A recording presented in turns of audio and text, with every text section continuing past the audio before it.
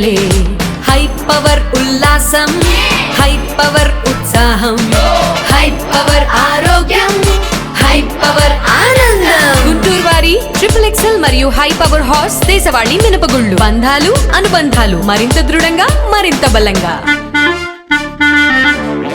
కూటమి ప్రభుత్వం క్రీడలను ప్రోత్సహిస్తుందని గుంటూరు తూర్పు ఎమ్మెల్యే మహమ్మద్ నజీర్ స్పష్టం చేశారు. ఆ దిశగా క్రీడా మైదానాలను అభివృద్ధి చేస్తున్నట్లు పేర్కొన్నారు. క్రీడాకారులకి 3% రిజర్వేషన్ కల్పిస్తున్నట్లు తెలిపారు. గుంటూరు బ్రహ్మానందరెడ్డి స్టేడియంలో గురువారం సమ్మర్ కోచింగ్ క్యాంపును ఎమ్మెల్యే నజీర్ ప్రారంభించారు. ఈ సందర్భంగా ఆయన మాట్లాడుతూ క్రీడలతోనే సంపూర్ణ ఆరోగ్యం సిద్ధిస్తుందని చెప్పారు. గత ప్రభుత్వం సమ్మర్ కోచింగ్ సెంటర్ల పట్ల ఆసక్తి చూపలేదని అన్నారు. ప్రతి స్కూల్లో క్రీడా మైదానం ఉండేలా చర్యలు తీసుకుంటామని అన్నారు. ఆరోగ్యంతో పాటు కెరియర్ ఎదుగుదలకి దోహదం చేస్తాయని స్పష్టం చేశారు.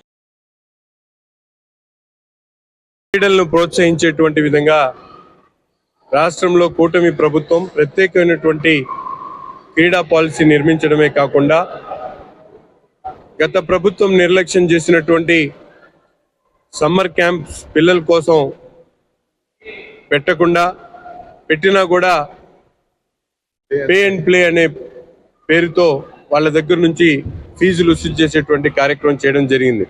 కానీ ఈరోజు కూటమి ప్రభుత్వం ఏర్పడిన తర్వాత ఆంధ్ర రాష్ట్రంలో ఉన్నటువంటి అన్ని జిల్లా కేంద్రాలతో పాటు ముఖ్యమైనటువంటి క్రీడా మైదానాలన్నింటిలో కూడా 50 సెంటర్స్ని ఏర్పాటు చేసి ప్రతి చోట కూడా దాదాపు 100 నుంచి 200 మంది పిల్లలకి సమ్మర్ కోచింగ్ క్యాంప్స్తో పాటు 20 గేమ్స్లో వాళ్ళందరికీ కూడా కోచింగ్ ఇవ్వడం జరుగుతూ ఉంది. ఈరోజు చూస్తూ ఉన్నాం ముఖ్యమైనటువంటి స్కూల్స్ ఎక్కడ కూడా ప్లే గ్రౌండ్స్ లేకపోవడంతో పిల్లలకు క్రీడలకు దూరం అయినటువంటి పరిస్థితులు ఉన్నాయి. కాబట్టి ఈ సమ్మర్ క్యాంప్స్ లో ఇటువంటి క్యాంప్స్ ఏర్పాటు చేసి పిల్లల్లో స్పోర్ట్స్ పట్ల అవగాహన కల్పించడం, వాళ్ళను ఉత్సాహపరిచేటువంటి కార్యక్రమాన్ని తీసుకొని తద్వారా వాళ్ళకి సెలవులు అయిపోయిన తర్వాత కూడా ఆ గేమ్ మీద ఇంట్రెస్ట్ వచ్చి గేమ్స్ లో కంటిన్యూ అయ్యేటువంటి విధంగా.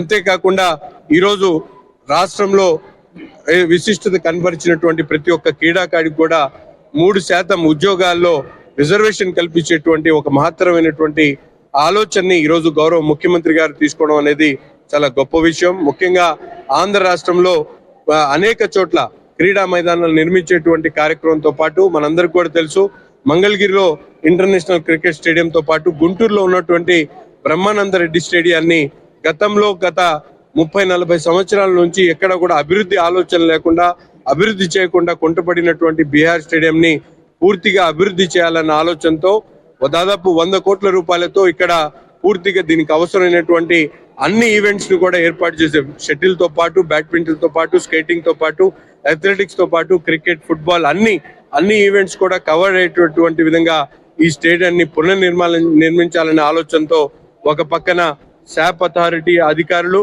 అలాగే గౌరవ కేంద్ర మంత్రి వర్యులు, కలెక్టర్ గారు, అలాగే డిఎస్డిఓ గారు అధికారులందరితో కలిసి సమాలోచన చేసి రాబోయేటువంటి రోజుల్లో దీని మీద